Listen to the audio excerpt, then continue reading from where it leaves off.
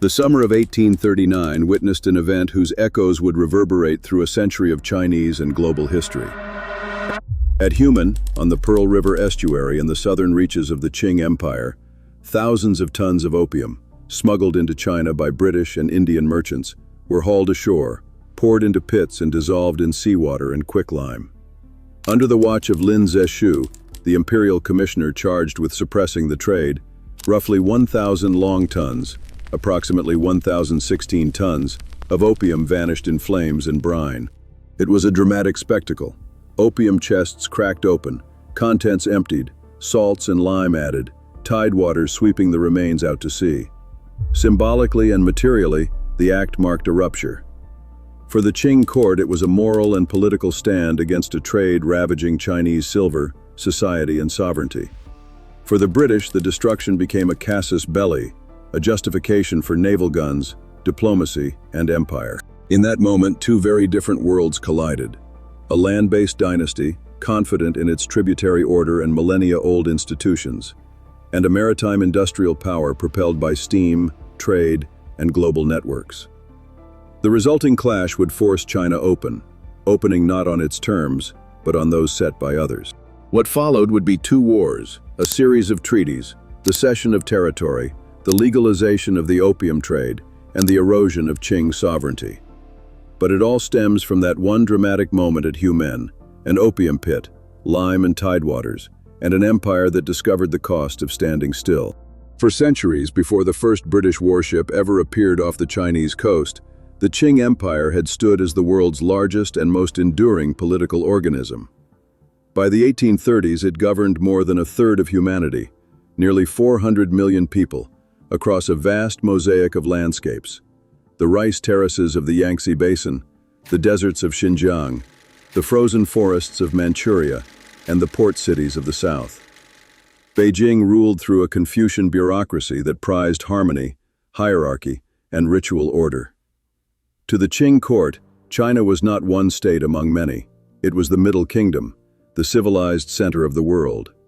Foreigners, whether from Central Asia or the distant oceans, were barbarians who came to pay tribute, not to negotiate as equals. Commerce with these outsiders followed the same philosophy. Since the mid-18th century, the Canton System strictly confined foreign trade to a single port, Guangzhou, known to Westerners as Canton. European merchants could deal only through licensed Chinese intermediaries called the Kohong, were subject to Chinese law, and could not reside in the city year-round. They were not to learn the language, marry locals, or bring weapons ashore. The system worked because China's economy was self-sufficient and its products irresistible abroad. Tea, silk, and porcelain were luxury staples across Europe. By 1800, British demand for Chinese tea alone reached more than £23 million per year. But the trade was one-sided. China wanted little that Europe could offer. British merchants could pay only in silver, and that metal drained steadily from London to Canton. By the 1820s, the East India Company faced a staggering bullion deficit. Its solution was elegant and ruinous: replace silver with opium. In its Indian territories, chiefly Bengal, Bihar, and Malwa, the company oversaw one of the world's largest narcotics industries. Indian farmers grew poppies under government contract, and British auctioneers sold the opium in Calcutta to private traders who shipped it to China under neutral flags. Opium was illegal under Chinese law, banned outright by imperial edicts in 1799, 1814, and 1831, yet it flooded in. Smugglers anchored off the coast near Linton Island, transferring chests of the drug into smaller boats that slipped past local patrols. The profits were astronomical. A single chest of Bengal opium could fetch more than 1,000 silver dollars in Canton. By 1838, an estimated 40,000 chests, nearly 2,500 tons, were entering China each year. The social cost was catastrophic. Tens of millions of Chinese were addicted. Soldiers sold their pay for opium. Silver coins vanished from circulation, replaced by devalued copper. Scholar officials warned that the empire's fiscal foundations were collapsing. A memorial to the throne from the governor of Hunan in 1836 lamented, "The disease of opium is as deep as the bones. Unless we cut it off, the state will perish." Yet the Qing government's tools were outdated. Its coastal defenses were a patchwork of wooden junks and underpaid garrisons. Its foreign policy worldview, inherited from centuries of dominance, had no conception of sovereign equality or treaty law. And in London, a different worldview reigned: mercantile liberalism. Men like Lord Palmerston and the East India Company's directors saw China's closed ports as an affront to free trade and to Britain's rightful commercial reach. If we allow a people to dictate who shall trade and on what terms, we surrender the principle upon which the empire's prosperity depends. The two civilizations were now locked on a collision course. On one side, a Confucian monarchy determined to preserve moral order and ban a poison that was destroying its people. On the other, an industrial power convinced that its ships, commerce, and civilized law should open every shore. When Commissioner Lin Zexu arrived in Canton that spring, he carried not just an imperial edict but a moral crusade to end the opium trade forever. Within months, his enforcement would set fire to 1,000 tons of contraband and to the fragile peace between two worlds. By the late 1830s, opium had become not merely a vice in China, but a structural threat to the empire's survival. The Qing treasury bled silver as addicts multiplied, corrupt officials turned smugglers, and provincial governors looked away. Reports to the throne described military garrisons incapacitated, merchants bankrupt, and families ruined. The Daoguang emperor, a ruler often cautious to the point of paralysis, finally resolved that the empire must act decisively. In late 1838, he appointed Lin Zexu, the governor of Hunan and Hubei, as imperial high commissioner with extraordinary powers to suppress the opium trade. Lin was a Confucian moralist of incorruptible reputation, austere, learned, and unbending. He wrote, "Heaven is watching. The poison destroys men's hearts. I cannot allow it to continue." Upon his arrival in Canton in March 1839, Lin ordered the arrest of Chinese dealers, the blockade of the foreign factories in the 13 Hongs district, and the surrender of all opium under foreign possession. The foreign merchants, including the leading British firms Jardine Matheson and Company and Dent and Company, refused. In response, Lin surrounded their warehouses with Qing troops and declared that all foreigners would remain confined until the opium was handed over. Faced with starvation and isolation, British Superintendent of Trade Charles Elliot capitulated. On behalf of British merchants, he surrendered 20,283 chests of opium, about 1,200 tons, to Lin's custody. Lin made the confiscation a public ritual. Over 23 days, the seized opium was dissolved in trenches with salt and lime at Humen, the tide carrying it away to the South China Sea. The destruction was a declaration. The Qing state would not be a marketplace for poison, no matter who demanded it. Lin also drafted a respectful but firm letter to Queen Victoria, asking whether she would permit such a trade if it ruined her own subjects. "Where," he wrote, "is your conscience?" The letter was never formally delivered to the Queen, but circulated widely in British newspapers, eliciting both sympathy and outrage. Yet the moral stand collided with global economics. To British merchants, the destruction of opium represented not justice but theft of property valued at nearly £2 million, equivalent to more than £250 million today. The East India Company and private trading houses lobbied Parliament for restitution. In London, Lord Palmerston, the Foreign Secretary, took their side. In his speech to Parliament, July 1840, he argued that the Chinese had insulted British honor and injured trade. "It is not the opium, but the right of Englishmen to carry on commerce with the world on equal terms that we vindicate." The moral languages of the two empires could not have been more opposed. Lin Zexu saw opium as a crime against heaven. Palmerston saw the ban as a crime against free enterprise. The ideological gulf masked a more basic reality. Britain's industrial capitalism required markets, and China, with 300 million consumers, was the richest untapped one on earth. When local skirmishes broke out, such as the Kowloon incident, where drunken British sailors killed a Chinese villager named Lin Weixi in July 1839, negotiations collapsed. The Qing demanded the culprit under Chinese law.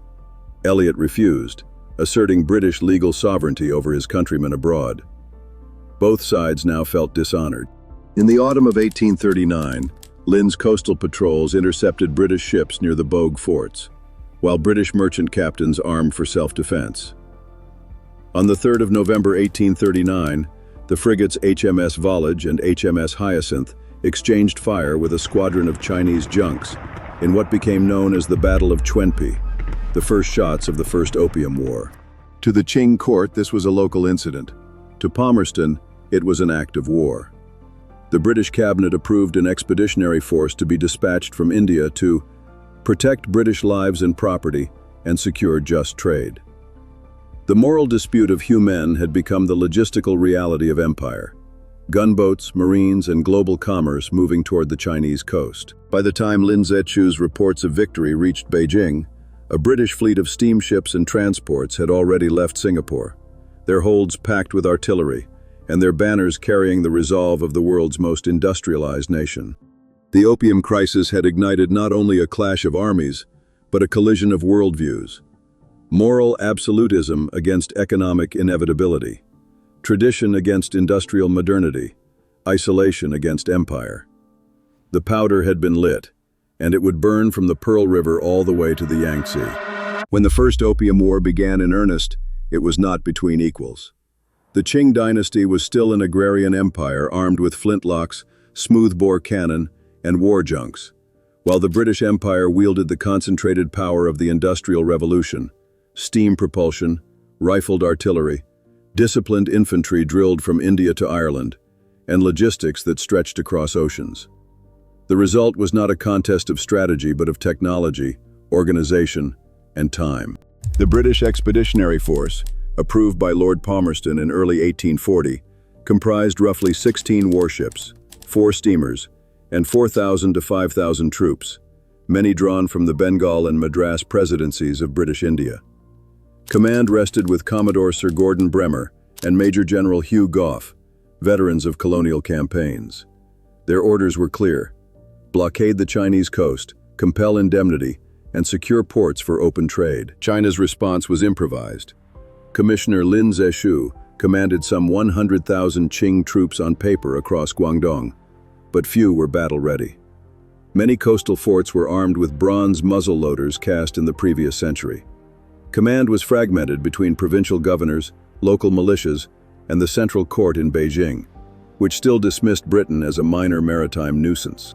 The British strategy was methodical. In June 1840, the fleet arrived off the Jushan archipelago, east of Ningbo. Without firing a shot, they captured Jushan Island, a natural deep-water anchorage, and demanded negotiations. The Daoguang Emperor, furious at Lin Zexu's reckless provocation, dismissed him and replaced him with Qishan, a Manchu noble instructed to restore peace without loss of face. But the damage was done.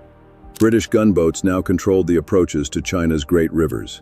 In January 1841, diplomacy collapsed when local Qing commanders, uncertain of their orders, opened fire at Chunpi and Taikoktau, near the mouth of the Pearl River. The British response was swift and devastating. Modern naval artillery smashed the Chinese forts in hours. The Treaty of Chunpi, hastily drafted between Qishan and Charles Elliot, granted Britain temporary control of Hong Kong Island and reopened Canton for trade. But Emperor Daoguang repudiated it immediately. No territory, he declared, could be ceded to foreigners. The war now spread inland. Through 1841, British forces advanced along the Pearl River, capturing Canton in May after heavy bombardment. The city's defenders fought with courage but were outmatched. Eyewitnesses described the strange sight of Chinese soldiers still wielding spears against Marines with percussion muskets. Chinese casualties may have exceeded 500, with minimal British losses.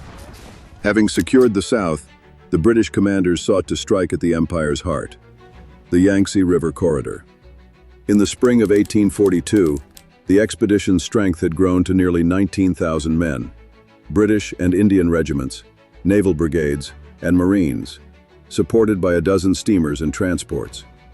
Their plan was textbook industrial warfare: bypass the fortified coast, seize key river cities, and threaten Nanking itself. The Battle of Qinqiang, Zhenjiang, on 21 July 1842 proved decisive.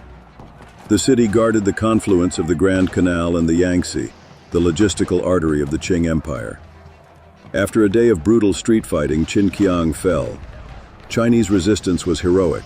Entire garrisons fought to the death, some families committing suicide rather than surrender. But the defeat severed the Qing's supply lines and left the capital region exposed. When the British fleet steamed within sight of Nanjing, panic gripped the court. The Daoguang Emperor, informed that the foreign devils have come up the great river like a dragon of smoke, finally ordered his ministers to negotiate. On the 29th of August 1842, aboard HMS Cornwallis, the two sides signed the Treaty of Nanking, the first of the Unequal Treaties. Its terms redrew the map of Chinese sovereignty. Cession of Hong Kong Island to Britain, in perpetuity. Opening of 5 ports: Canton, Amoy, Xiamen, Fuzhou, Fuzhou, Ningpo, Ningbo, and Shanghai, to foreign residents and trade. Fixed tariffs, stripping China of control over its customs. Indemnity of 21 million silver taels, payable over 3 years. Most favored nation clause, ensuring any future privileges granted to others would apply to Britain. No opium clause appeared. Britain had achieved victory without ever acknowledging the drug at the war's core. The treaty was a humiliation cloaked in diplomacy. For the first time in its history, China was forced into a treaty signed under duress with a foreign power. Lin Zexu, once celebrated as a moral hero, was dismissed in disgrace. Qishan was imprisoned for cowardice. The emperor withdrew north to Jehol, bitterly declaring, "Our walls are strong, but our hearts have failed." The consequences were immediate. British merchants flooded into the new treaty ports, establishing permanent factories, banks, and consulates. Missionaries followed, as did French and American envoys eager for similar privileges. Shanghai, once a sleepy fishing town, would soon become the greatest foreign enclave in East Asia. Yet beneath the outward calm, the Qing Empire was bleeding internally. The indemnities drained the treasury, local garrisons went unpaid, silver outflow deepened the economic crisis. In the countryside, discontent simmered. The First Opium War had not ended China's problems. It had opened the floodgates to an era of turmoil that would dwarf the war itself. In London, meanwhile, the victory was hailed as proof of Britain's civilizing mission. The Times called it a triumph of justice and commerce over Oriental despotism. But behind the rhetoric lay an unspoken truth. The war was fought to force a market open by gunfire, and it worked. The Middle Kingdom, closed to the world for centuries, was now pried apart, not by diplomacy, but by the concussion of modern artillery. The first act of China's long century of humiliation had begun. Barely a decade after the ink dried on the Treaty of Nanking, the British returned, this time not alone, and not content with 5 treaty ports. What the First War had opened slightly, the Second would pry apart completely. Between 1856 and 1860, Britain and France waged what became known as the Second Opium War, or the Arrow War, reshaping China's place in the world once again through cannon, coercion, and the rhetoric of civilization. The peace that followed the First War had been uneasy. The treaty ports were thriving centers of foreign commerce, but disputes proliferated. British merchants complained that the Qing still obstructed trade inland, levied arbitrary taxes, and refused full diplomatic recognition. Chinese officials, meanwhile, seethed over opium's growing import. The very drug they had fought to ban was now more entrenched than ever. Imports climbed from 40,000 chests in 1842 to nearly 70,000 by 1856, roughly 4,000 tons a year. The profits sustained British India's treasury and the fortunes of firms like Jardine Matheson. The social damage in China was immeasurable. In October 1856, the spark came from an unlikely source, a small lorcha, a type of Chinese coastal vessel, called the Arrow. The ship was registered in Hong Kong under British colors, though its Chinese crew was accused by Qing authorities of piracy and smuggling. When local police boarded the vessel in Canton and arrested the sailors, British Consul Harry Parkes protested that the Chinese had insulted the British flag. London, eager for leverage, accepted this flimsy pretext as justification for war. Lord Palmerston, once again Foreign Secretary, declared that The insult to our flag must be avenged. France quickly joined, citing the murder of a missionary, Father Auguste Chapdelaine, in Guangxi, as its own cause for intervention. Together, Britain and France prepared a coordinated campaign, a fusion of military technology, industrial logistics, and moral rhetoric. Their aims extended far beyond redress for the arrow or the priest. They demanded full diplomatic representation in Beijing, the opening of more ports, freedom for Christian missionaries, and the legalization of opium. In 1857, as British forces redeployed from the suppression of the Indian Rebellion, a new expeditionary corps assembled in Hong Kong.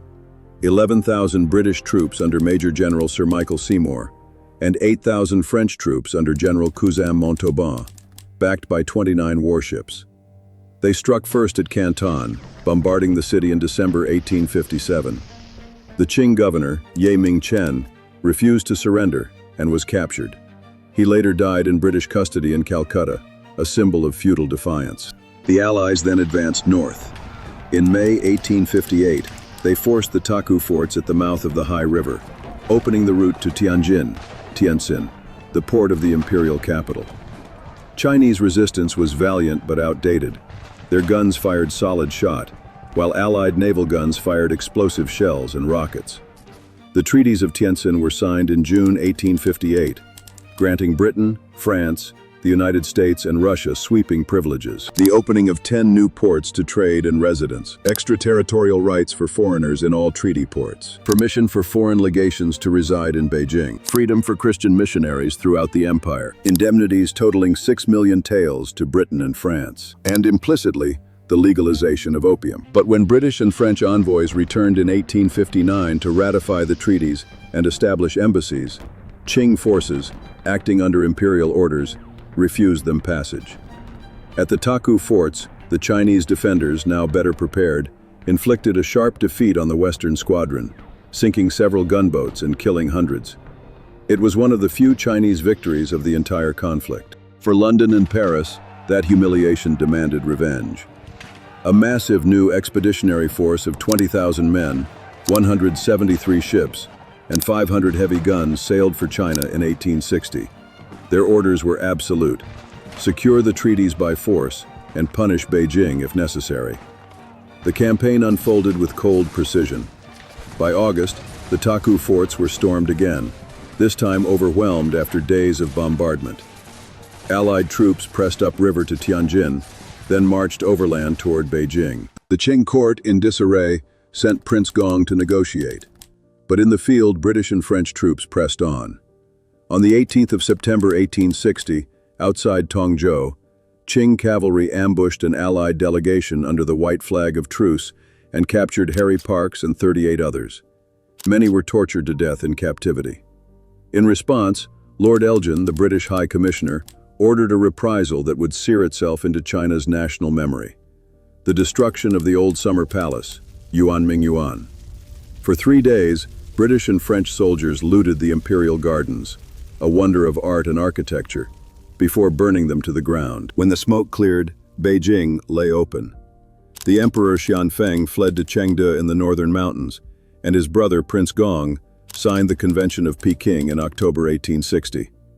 Its terms deepened China's humiliation: ratification of the Treaties of Tianjin, cession of the Kowloon Peninsula to Britain, huge indemnities, 8 million taels each to Britain and France, opening of more ports and the Yangtze River to foreign navigation, legalization of the opium trade, formal establishment of foreign legations in Beijing. For the first time in history, foreign ambassadors took up residence in the heart of the Celestial Empire.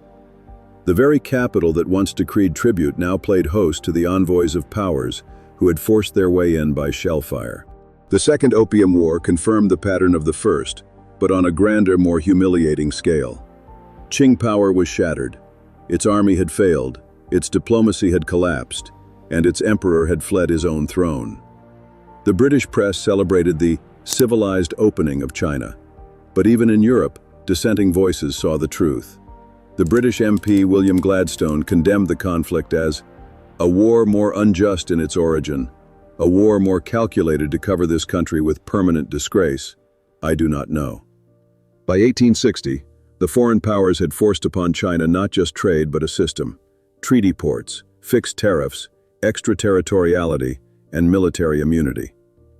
The empire that once saw itself as the center of the world was now a periphery in another's economic order. The British gained Hong Kong and Kowloon, France secured a foothold in Catholic missions, and Russia extracted vast territories in the north. The wars of the gunboats had remade Asia. Yet for all the Western talk of free trade, what China experienced was the end of its sovereignty. The opium that had sparked the First War now flowed openly and legally through its ports, feeding addiction, draining silver, and binding the Qing state to the very forces it had tried to expel. The smoke over the Summer Palace was not just the ruin of marble and gold. It was the burning of an old world. From its ashes would rise rebellion, reform, and revolution. But for now, the empire stood broken, its gates forced open to a century of humiliation and change. When the guns fell silent in 1860, the Qing Empire still stood, but only in form. The Forbidden City was intact, the Dragon Throne still occupied, the bureaucracy still issued edicts in vermilion script. Yet beneath that thin veneer, the very foundations of Chinese sovereignty had been shattered.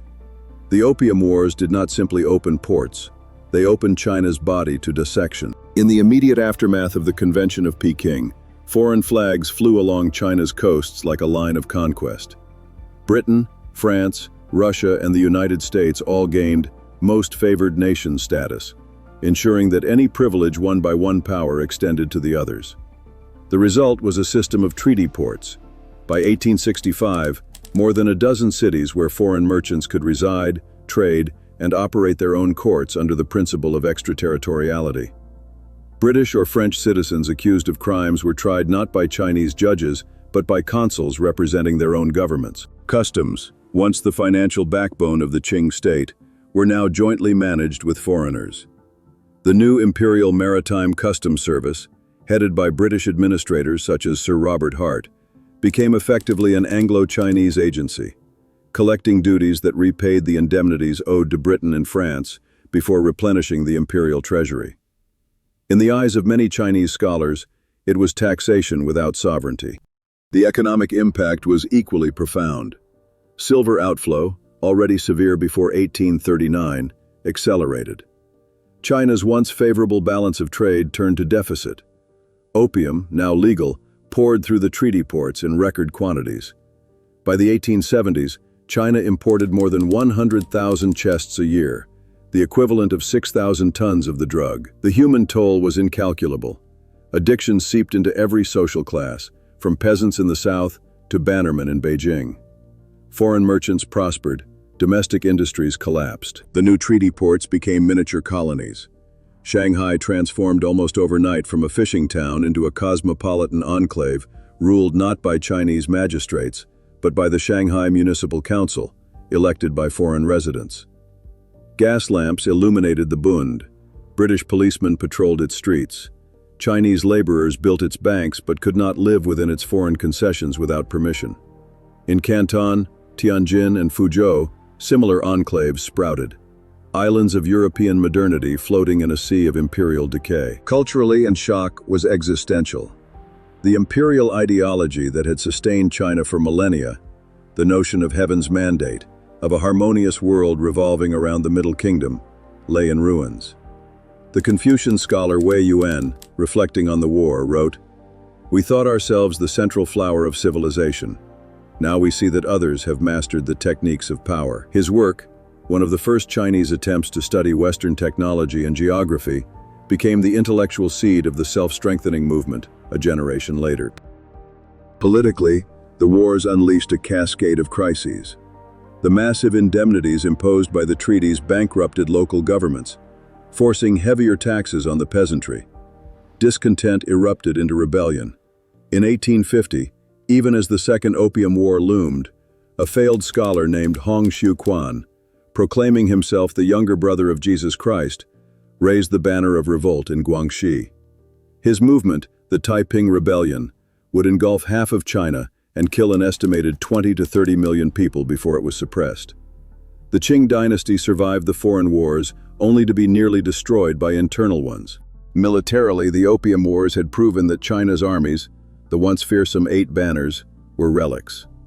European weapons, tactics, and discipline had rendered them obsolete. Even conservative officials could no longer deny it. By the 1860s, reformers such as Zheng Guofan and Li Hongzhang began establishing Western-style arsenals, naval yards, and military schools. The slogan of this self-strengthening movement was telling: Chinese learning for essence, Western learning for utility. But as later decades would show, adopting the tools of modernity without its institutions proved impossible. Socially, the foreign presence triggered both fascination and resentment.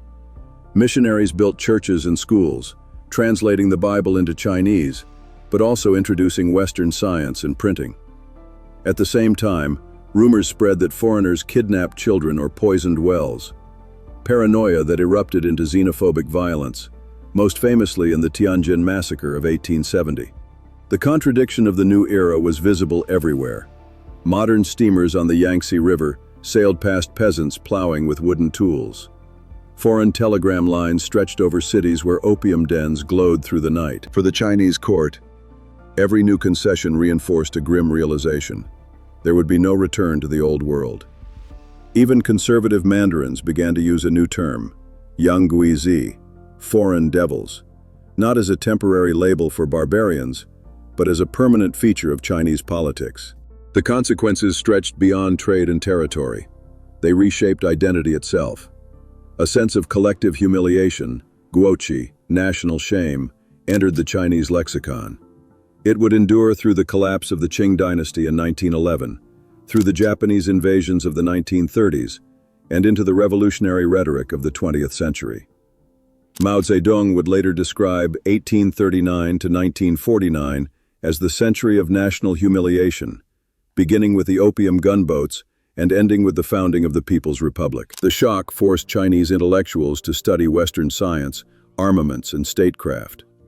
Within the ruins of the old order lay the blueprints for the new. But that renewal would take a century of conflict, a century born in the smoke of opium and the thunder of British cannon. The Opium Wars ended, but their ghosts never did. They lingered in the ruins of the Summer Palace, in the foreign flags flying over Shanghai, and in the psychological wound that every generation of Chinese since has been taught to remember: the humiliation of 1839 to 1860. For the West, these wars faded quickly into the background of empire, another chapter of gunboat diplomacy. In Britain, the victories were celebrated as triumphs of trade and civilization. Hong Kong grew into a glittering entrepot. British companies like Jardine Matheson, Dent, and Butterfield and Swire became titans of Asian commerce. The opium fields of Bengal continued to enrich the colonial treasury well into the 1870s. The British public moved on, comforted by the illusion that they had opened China to progress. But for China, the memory was different. The Opium Wars marked the first great rupture in the country's long historical self-image, the moment when the Middle Kingdom discovered it was no longer the center of the world. The wars forced China to confront an external world it had once dismissed as peripheral, and to realize that technological mastery, not moral virtue, now determined sovereignty. The Qing dynasty never recovered. In the decades that followed, it faced an unbroken chain of disasters. The Taiping Rebellion, the Neon Rebellion, Muslim uprisings in the northwest, and finally the Sino-French and Sino-Japanese wars. Each exposed further weaknesses in administration, military capacity, and morale. By 1911, the dynasty collapsed entirely, toppled by revolutionaries who traced China's decline back to the treaties signed under British guns. The self-strengthening movement, 1861 to 1895, arose directly from the lessons of the Opium Wars. Reformers such as Zheng Guofan, Li Hongzhang, and Zhuo Zongtang sought to modernize the empire's armies, arsenals, and industries by studying Western science and engineering. They built shipyards in Fuzhou, steelworks in Hanyang, and the first telegraph lines connecting coastal cities. Yet their motto, Chinese learning for essence, Western learning for utility, betrayed a fatal contradiction. It tried to graft modern machinery onto feudal institutions without reforming the core of governance. China could copy the gun, but not yet the system that produced it. At the same time, the wars ignited an intellectual awakening. Scholars like Wei Yuan, Feng Guifen, and Yan Fu began translating Western texts. They debated how a civilization that had once considered itself eternal could adapt to a world of steamships, capitalism, and nationalism. Out of this ferment grew the first stirrings of Chinese nationalism, an idea foreign to the Confucian order but born from its collapse. In the 20th century, both the nationalists and the communists drew on the memory of the Opium Wars to legitimize their movements. Sun Yat-sen invoked the century of humiliation as proof that China must overthrow imperial decay to regain sovereignty. Mao Zedong in 1949 declared that his revolution had finally washed away the national shame begun with the Opium Wars. Even today, Chinese schoolbooks open their modern history chapters with Lin Zexu's destruction of opium at Humen, not as a story of defeat, but as the beginning of awakening. Internationally, the Opium Wars reshaped Asia's geopolitical landscape. They demonstrated the fragility of isolation in the face of industrial power, influencing neighboring states like Japan, Korea, and Vietnam. Japan, watching China's humiliation, responded with its own radical modernization, the Meiji Restoration of 1868, transforming itself into a world power within a generation. Korea and Vietnam, slower to adapt, would in turn fall under foreign domination. In this way, the guns of 1840 echoed far beyond China's shores. The legal architecture created by the wars, extraterritoriality, fixed tariffs, foreign concessions, endured for nearly a century. It was not until the abolition of unequal treaties after World War II that China fully reclaimed its juridical sovereignty. Yet the cultural and psychological scars lasted far longer. In diplomacy, Chinese leaders invoked the Opium Wars as both warning and justification, a reminder of what happens when China is weak, and a reason why it must never be again. In Hong Kong, the legacy took a different form. The island, seated in perpetuity in 1842, evolved into one of the world's great financial hubs, a city built on the profits of the very trade that had humiliated China.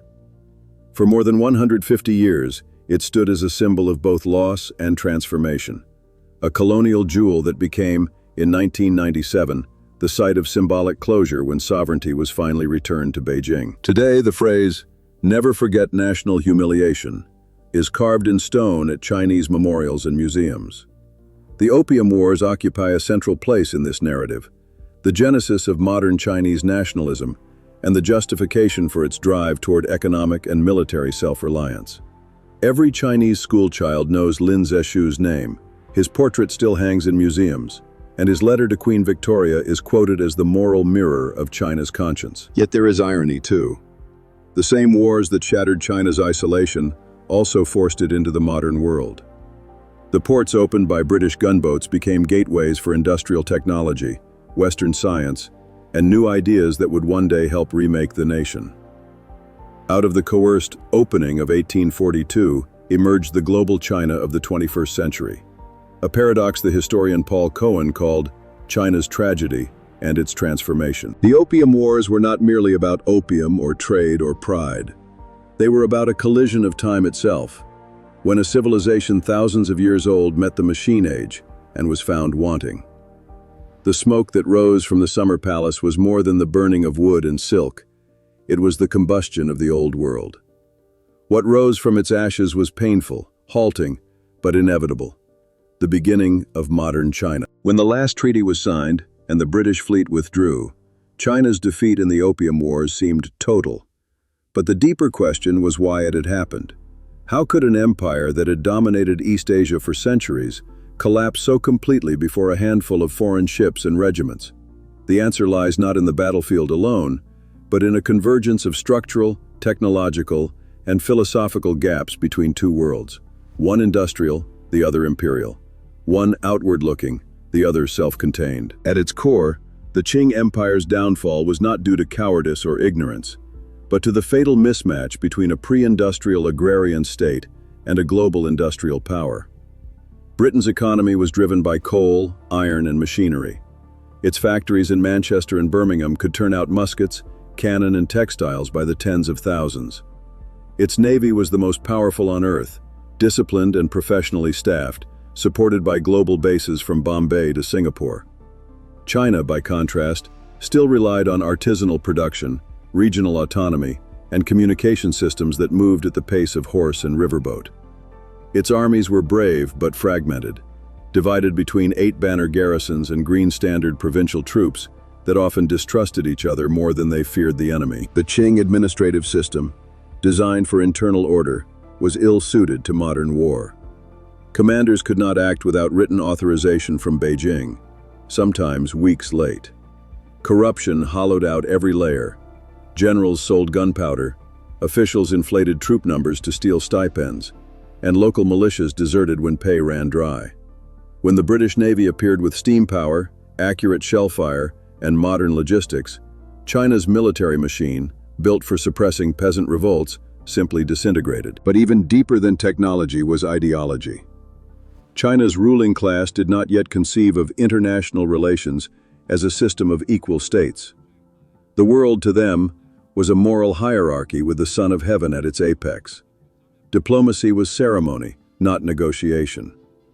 When the British demanded an ambassador in Beijing, the court saw it as insolence. When the British spoke of free trade, the Qing heard only disorder. The emperor's ministers could not understand that Britain did not seek tribute. It sought markets, profit, and parity. The resulting miscommunication turned what might have been a commercial dispute into a civilizational war. Britain, for its part, wrapped its aggression in the language of liberty. Free trade became a moral banner for what was, in essence, a narcotics war.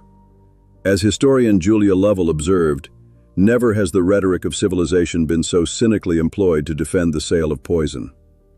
To Palmerston and his allies, however, the matter was one of principle. No state, no emperor, should dictate the terms of British commerce.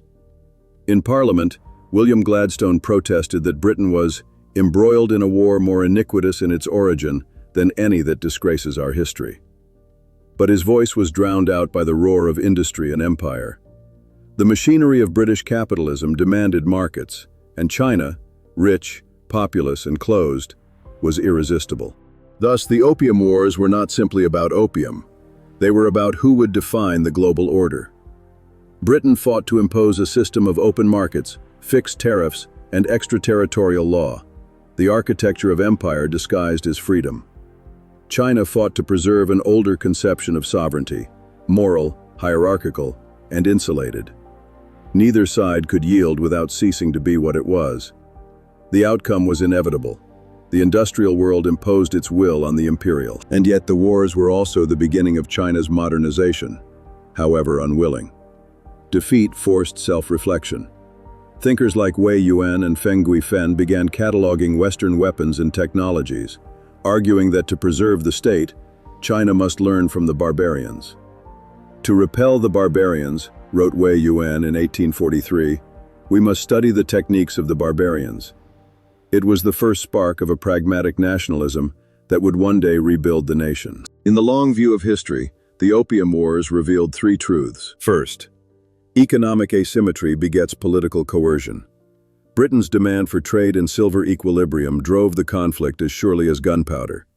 China's refusal to integrate into global commerce made it the target of industrial imperialism. Second, technology transforms diplomacy. Steamships and telegraphs did more than win battles. They compressed distance, forcing old empires into a new world where information and violence traveled at unprecedented speed. And third, ideas matter. China's moral vision of world order, rooted in virtue and hierarchy, could not survive the West's material vision of progress and profit. It was a war between heaven's mandate and the market, and the latter won. But victory and justice were not the same.